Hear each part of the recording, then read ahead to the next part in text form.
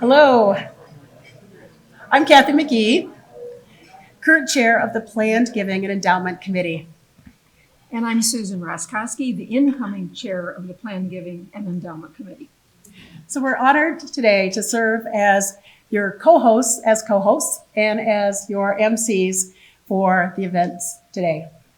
On behalf of the dedicated group of volunteers known as the United Way's Planned Giving and Endowment Committee, we would like to welcome you to our 2022 Legacy Luncheon. Since the entrees are already at your table and it looks like everybody has already started eating, if you haven't, please do so.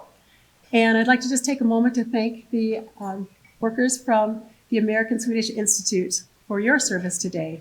So thank you.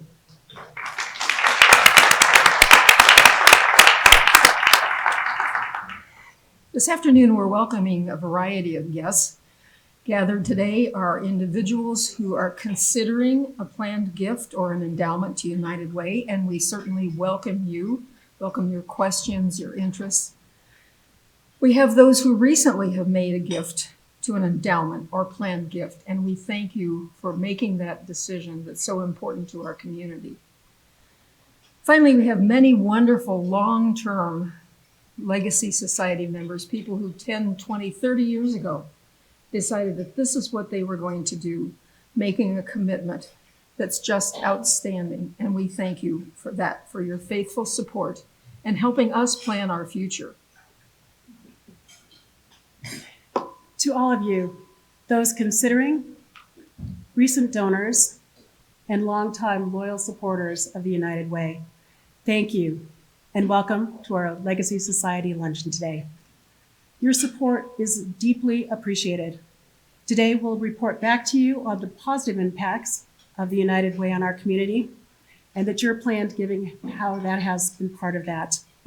We'll also give you some insight into what is happening with United Way today in 2023, as well as beyond. To get us started, we'd like to introduce Jill Thompson. Jill will share what inspired her to join our Legacy Society. And I've heard a bit of her story, and you're really going to want to hear this. After we hear from Jill, we will have some remarks from John Wilgers, the president and CEO of the Greater Twin Cities United Way. And Jill, it's yours.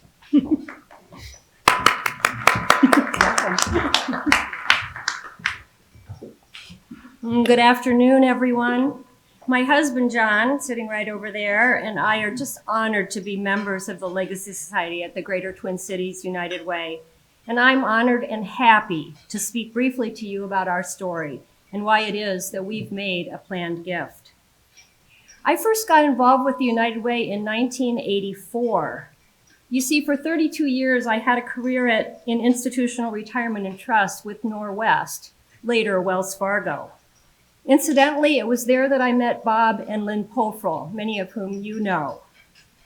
For many years, I was a team captain for the annual United Way Workplace campaign. I loved volunteering with my work colleagues over the years and getting to tour several of United Way's nonprofit partners. As a transplant from Ohio to the Twin Cities, those opportunities to discover the needs of our community up close and personal were both eye-opening and sobering. John and I attended the Legacy Luncheon last year. We heard about Pathways Home, the United Way initiative committed to preventing homelessness, both for youth exiting the foster care system and for adults involved with the judicial system.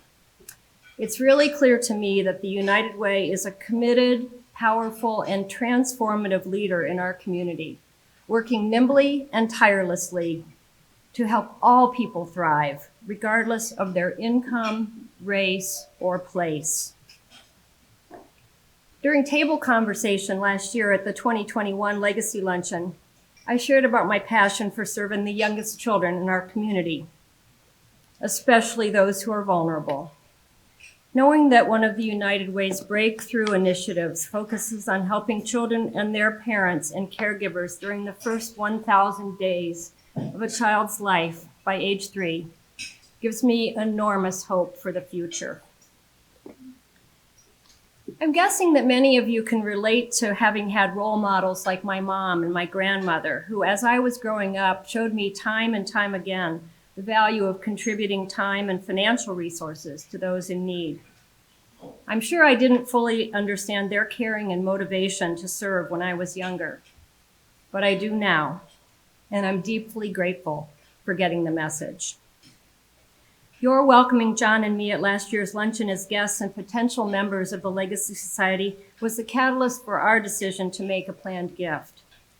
We're clear that our values align with those of the United Way, and we're confident that the Greater Twin Cities United Way will be leading transformative work to address and resolve the most pressing needs in our community: household stability, educational success, and economic stability for all, well beyond our lifetimes.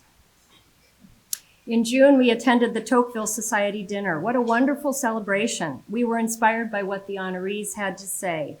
And we also reconnected with friends that we hadn't seen for years.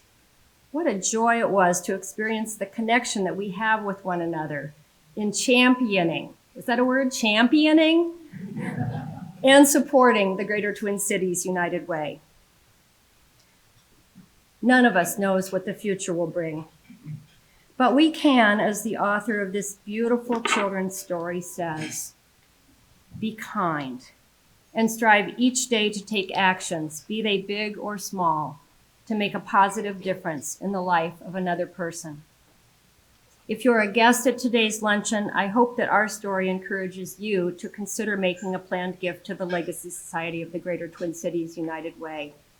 And to our fellow Legacy Society members, thank you for inspiring us.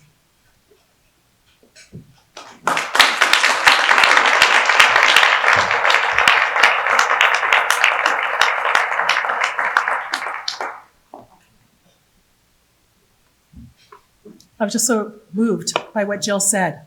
I was pausing my flow. So Jill, thank you. That was amazing. Really appreciate you sharing your legacy story with all of us today. So let's keep the sharing going. We invite you to meet with your table guests, and if you'd like, please share what inspired you to become a Legacy Society member, or what brought you here today. What questions might you have? This is a great way to get to know each other, the other guests at your table, or get reacquainted with some you might have met in the past. Enjoy your lunches, enjoy your conversation, and in about 10 minutes, John Wilgers will come up to present his remarks. So enjoy. Hello, everyone. It's good to see you all. I want to say I'm really pleased to welcome you, all of you Legacy Society members. I feel like I'm a long way away. If I start yelling, Trudy, that's your job. If I start yelling, would you tell me I'm yelling? Because I feel this need to project. So anyway, it's good to see you all. I'm John Wilgers, President and CEO at Greater Twin Cities United Way. And I want to thank you for joining us today here at the American Swedish Institute. I also want to be sure and thank Cathy and Susan for hosting the event today and also for their leadership on the Plan Giving and Endowment Committee. Thank you very much.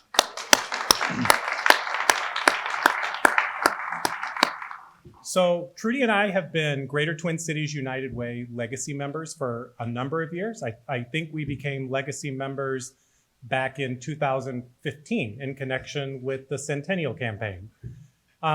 It really wasn't an easy decision for us. I have to tell you, nobody had ever approached us before about planned giving.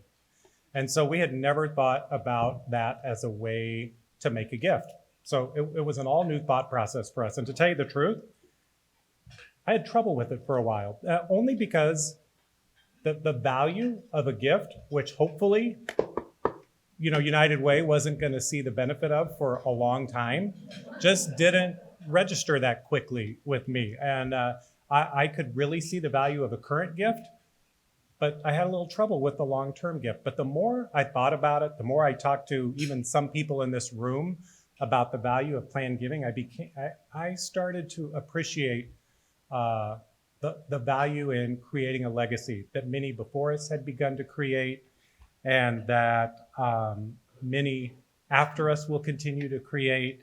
And it'll be through that process that we really do continue to support the United Way of the future. So I'm grateful, whatever process you went through, if it was a slam dunk, that's something I want to do, thank you. If it required deliberation, I appreciate that. But your generosity really does support our mission, and it really does help us to unite change makers, advocate for social good, and develop solutions to problems that none of us can solve on our own. So thank you for that. So people who are less familiar with our work, and frankly, sometimes people who are pretty familiar with our work, will ask me, what does United Way do? And I have to tell you, that's a pretty complicated question. One I wish we had a simpler answer to. One we're working on a simpler answer to. But there is a simple way to answer that question. And the way I answer it in one sentence is, United Way works to address the greatest needs in our community. We've always done that, and we always will do that. So where are the needs the greatest? Where are the disparities the largest? Where are the service gaps? Where's nobody working in that area? And where should we be working in order to achieve our vision? And our vision is a community where all people thrive, regardless of their income, regardless of their race, or regardless of where they live. And so that's what we'll always do, is work where the needs are greatest. So when you are working to address community needs and be where the needs are the greatest, it makes sense that our work changes over time to be responsive to changing needs, to be responsive to changing philanthropy. And so I want to talk a little bit about that change here for a few minutes. There's a really, and illustrate it. And one of the best ways to illustrate it, and I'll give a few, but one of the best ways to illustrate it is through 211. How many of you are familiar with 211? Perfect, that's more hands than I usually get at one of these deals. So that's good news. 211 has been around forever, providing 24-hour a day, 7-day a week resources to people who need a referral or need help with a problem that they're having. Where we saw 211 really start to evolve is in the last few years, where COVID really changed the needs of people and the number of people who had a need. So we really staffed up for COVID. We partnered with the state of Minnesota in order to be the first point of contact for people who wanted access to some of the funds that were available through the state government, actually through the federal government, and then through the state government to help with housing issues that were happening.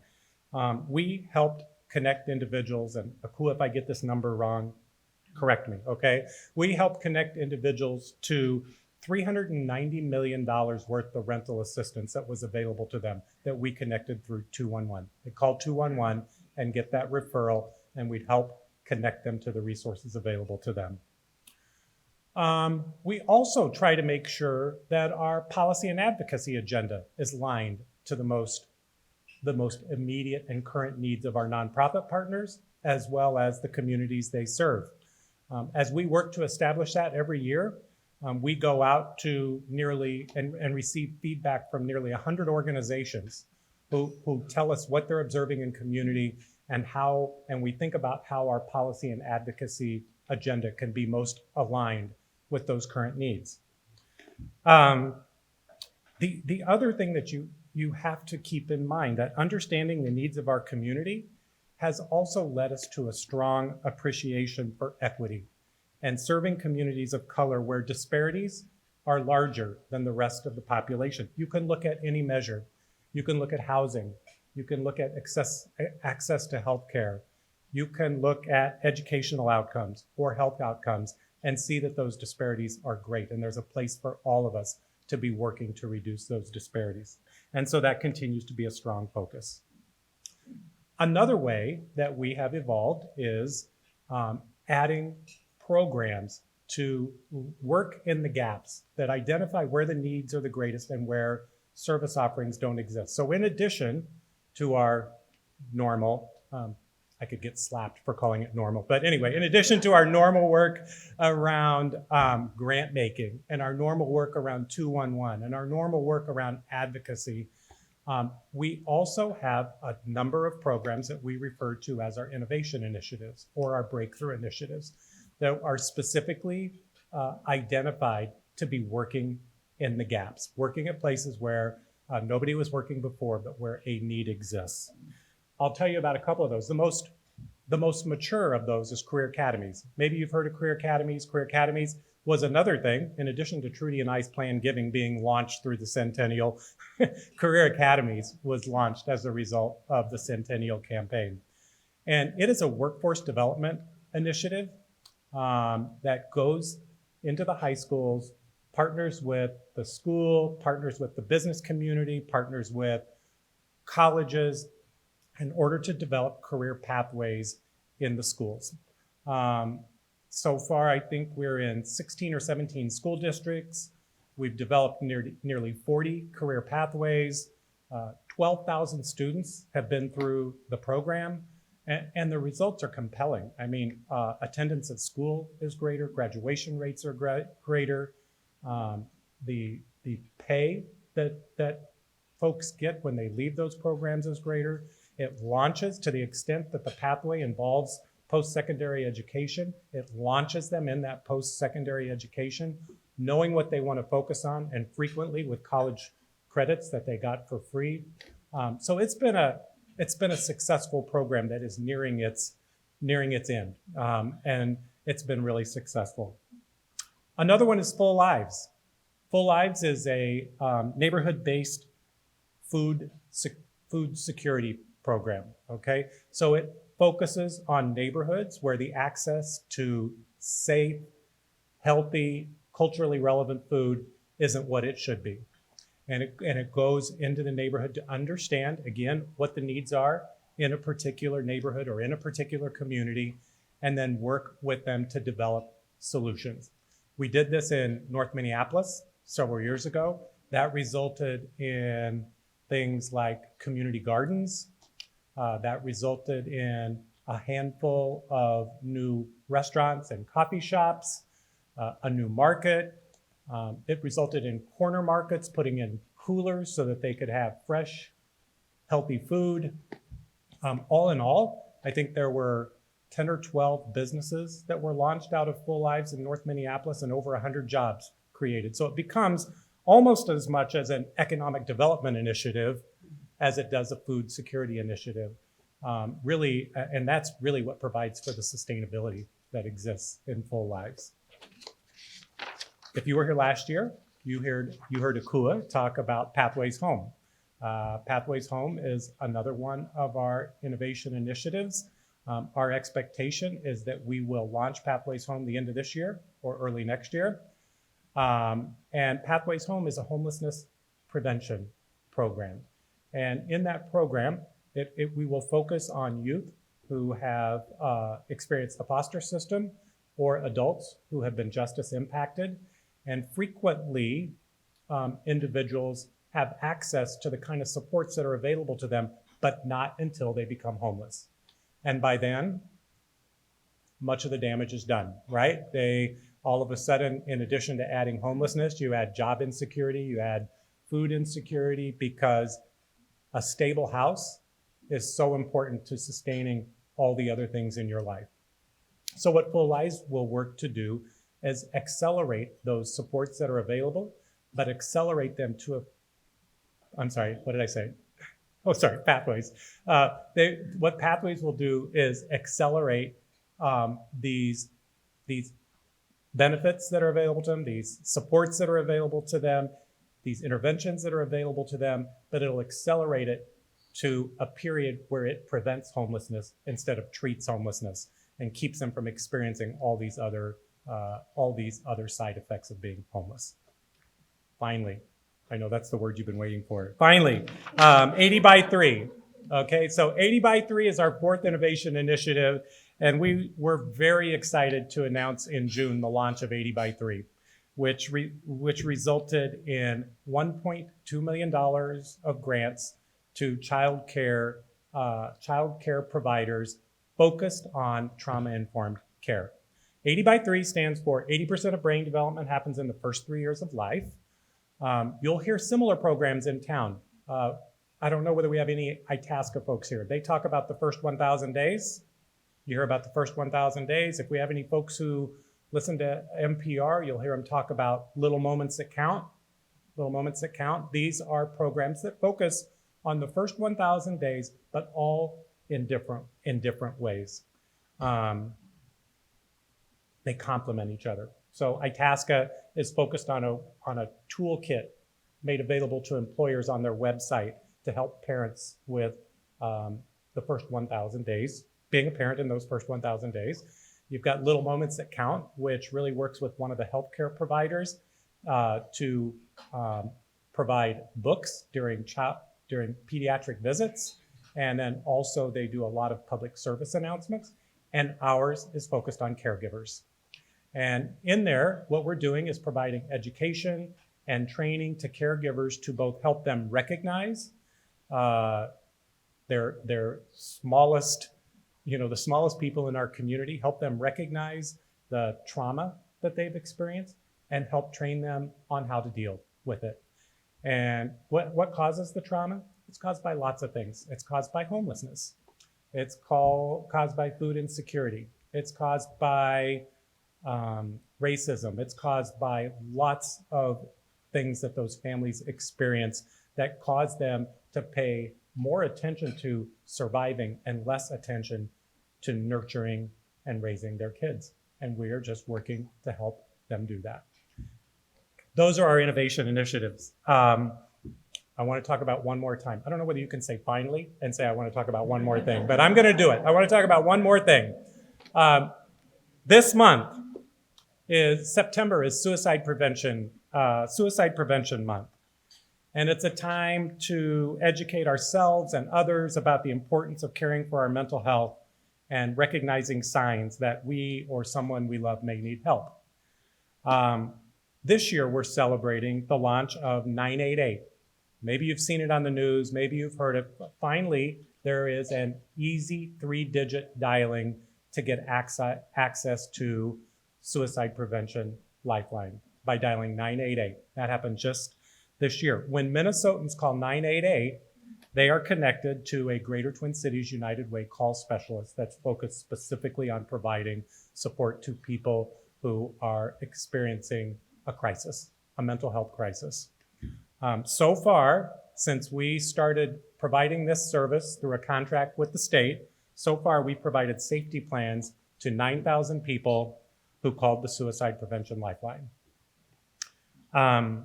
So, because of you in this room and many people who came before you, our endowment has reached its highest level ever. At the end of last year, that was strategic. I'll explain that in a minute. At the end of last year, our endowment was $67 million. I think you know why I picked the end of last year there. But it was $67 million. And because of that, we're able to have $3 million of annual funding into our budget that supports all the work that we do. So we're really grateful for that. I've talked a lot about things that have changed and how we respond to change and evolve with change. But there is one thing that hasn't changed, and that's the generosity of our donors. The generosity of all of you, folks who continue to be generous and continue to care about our community. Each year we add several $1 million of Legacy Society donors to the fold, and it is foundational to our ability to continue to serve our community and meet those greatest and most challenging needs. So I'm going to let you resume your conversation. Enjoy your coffee, eat your dessert, and while you do that, spend some time talking about your hopes for the future, and spend some time talking about where you see United Way making the greatest impact in the years to come. And then we would invite you now or later to share those observations, because we always welcome input from our community members and our donors. So thank you for that. Enjoy your dessert, and we'll be back in a bit.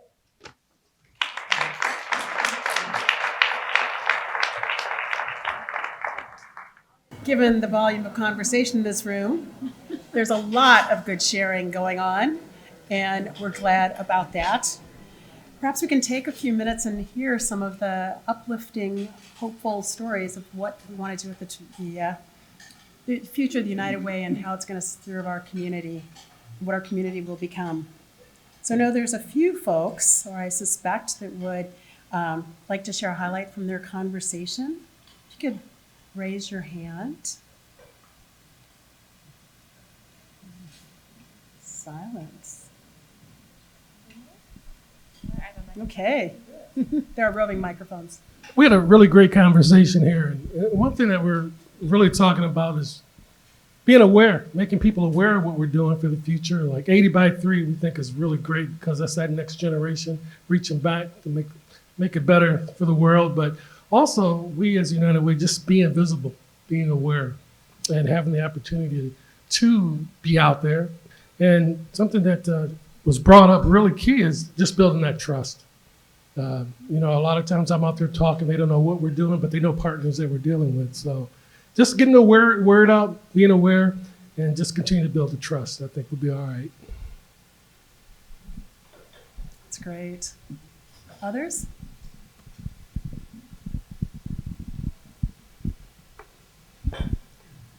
I will take no credit for the brilliance of our table, but we share the same message. And one of the things that John said was about the change, that every year you have to keep sharing the message and not just relying on the newspaper, the press, and the committees that do the work. But as you said, the communication is so vital because you can't assume it's going to be the same every year.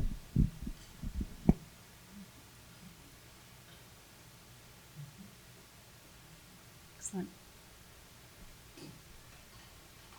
Am I missing somebody?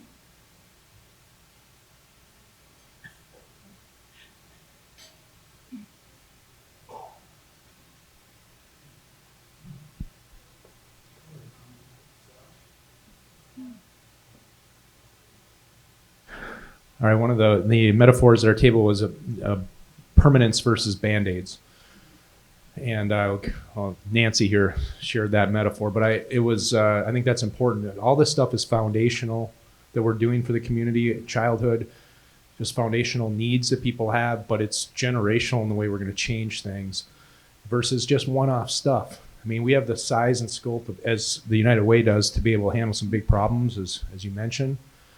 And I just think it's unique, and it's old meets new.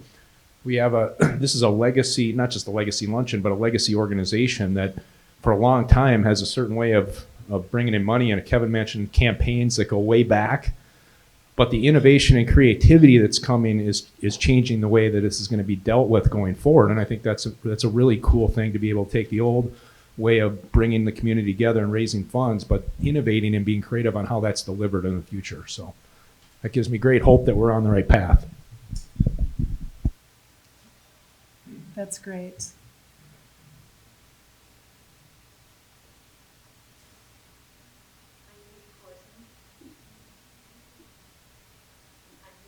Is this on? No. Okay. And we had a few questions. We didn't really do a whole table, but someone said, how do we get the next generation involved? Now, I'm not a parent, but my mom and dad got me involved. And those of you who've heard me speak, I've spoken a lot. I've been around here since 1964 and as a volunteer, and held a lot of different roles in the United Way, but my mom and dad taught me about United Way. So if you have children or nieces or nephews or other, it's your job to get them involved, because that's the only way kids are, you can't, teachers aren't going to do it, other people. So as a parent, this is your job to make sure your children are going to be sitting here in 10 or 20 years. So I think that's something to be said. Dick and I have been involved with legacy giving really early on, and it was because we wanted to give back. We think we want to leave the world a better place than we found it. And the thing that's so great about the United Way is that it keeps reinventing itself. So our legacy gift is unrestricted because we don't know what the problems are going to be 10, 20, or 30 years from now. And I gave this a cute little analogy many years ago at our church. John Pillsbury was on a committee I was on regarding starting an endowment. He goes, Judy, when I was your age, he said, orphanages were the big deal. I always remembered that. And so that's not, that's not such a big deal anymore. But I think it's really important that we understand that none of us know what the future is going to bring. But if we make sure that we're taking care of the gift that we're giving now, so we at least endow our annual gift, and that means, 5% draw on what it has to be to give what you're giving today, that would be great.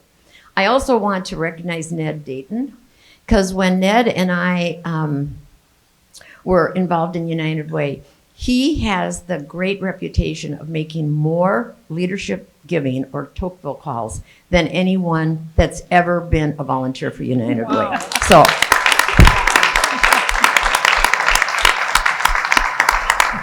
a lot of the people's names that are on here is because of him. Well, this is great. Great sharing. I love the old meets new as we continue to evolve to solve the big problems, not just Band-Aid solutions.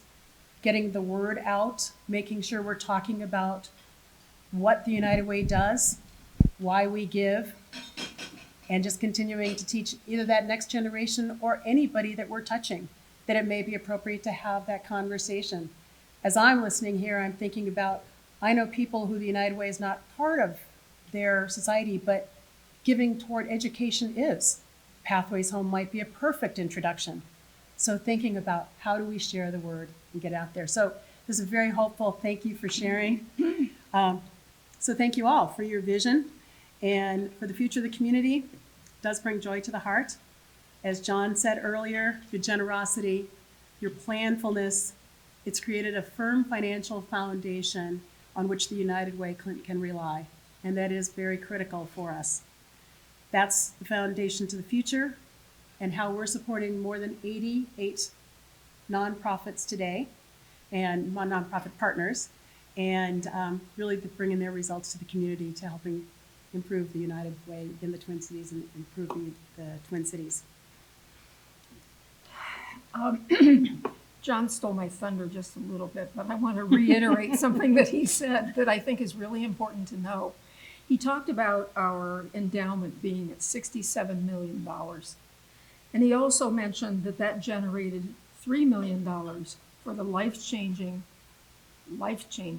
work that United Way is doing. The addition I would have to that is that we have affected 500,000 people in that time period. That's a lot of folks whose lives have been helped that you made possible.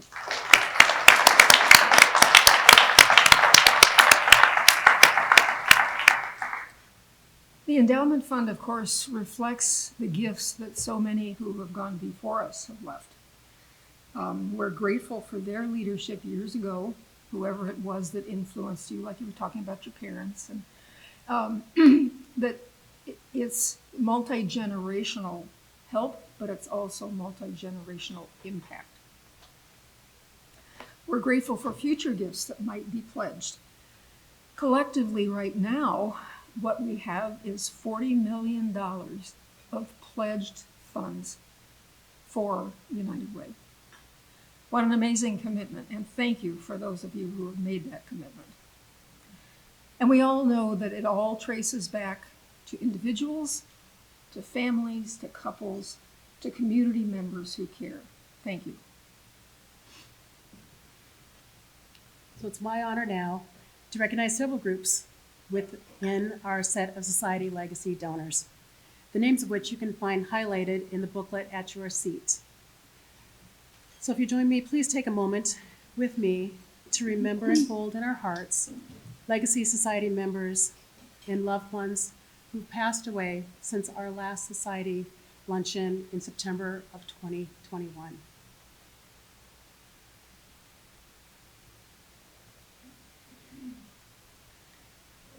And with warm memories and deep gratitude, we wish to thank the Legacy Society members whose estate gifts have been received over the last year. Next, I would like to honor Legacy Society members who have notified the United Way of new estate and endowment gifts since September of 2021. Also, we'd like to honor our Tocqueville Legacy Circle members who've made an estate or endowment gift that will sustain a Tocqueville Society annual gift in perpetuity. And finally, we wish to honor all of our Legacy Society members, 343 households and growing. Whether you recently made your commitments or did so 10, 20, 30, 40 years ago, thank you so much. It means so much. We're grateful and appreciate your generous support.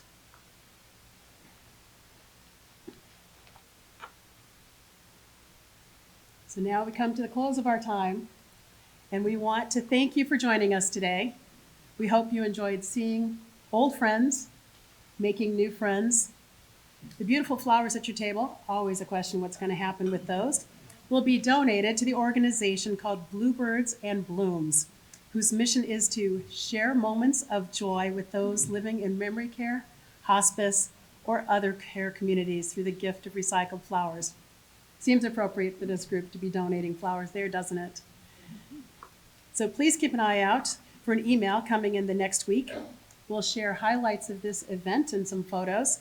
And of course, there will be a survey. And we would like you to make a point of completing that survey. They promised me it would be short. I haven't seen it. But it's important that you provide your feedback. That's what helps us plan going forward, how to make these events most meaningful, and what's important to you. So you could obviously add other comments too. So keep an eye out for that. And then, speaking of future events, now's the commercial time, please mark your calendars for our next family philanthropy session. Unpredictable markets, we're seeing those. Family philanthropy in changing times. This virtual webinar will take place on Tuesday, October 25th from noon to 1 p.m. Central Time. We have an excellent panel of speakers lined up, and we hope you can join us. Again, thank you for being here today. We are humbled by your forethoughts to give to help others with your future legacy gifts. The trust you've placed in the Greater Twin Cities United Way is a testament to your commitment to this community and your trust in how the United Way will handle your legacy. You're making a significant contribution to improving the lives of people in our region and leaving a remarkable legacy for generations to come. And if you have questions about our Legacy Society, please connect with Lynn. Would you stand up a second just so everybody knows who Lynn is? She's a wonderful resource. She'll help you with whatever questions you have. She's our plan giving officer, and her contact information is in your booklet. Or feel free to talk with anyone who has a little label that says United Way staff. They'll be happy to direct you in the right way. If you feel moved to share with people in your life about the Legacy Society, you've heard Jill's testimonial today. Thank you, Jill, for that. Very inspiring.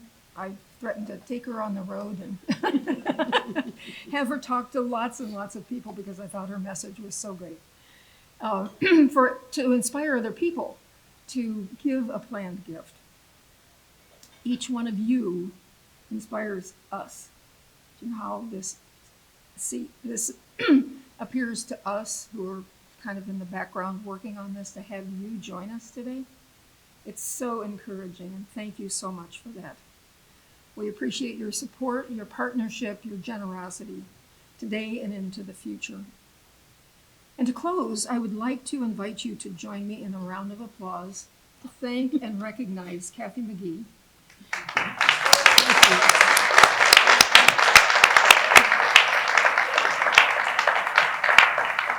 She has shared so much time and talent and enthusiasm as the chair of this committee, and I got big shoes to fill. So You'll do great. Thank you for that. Thank you for that.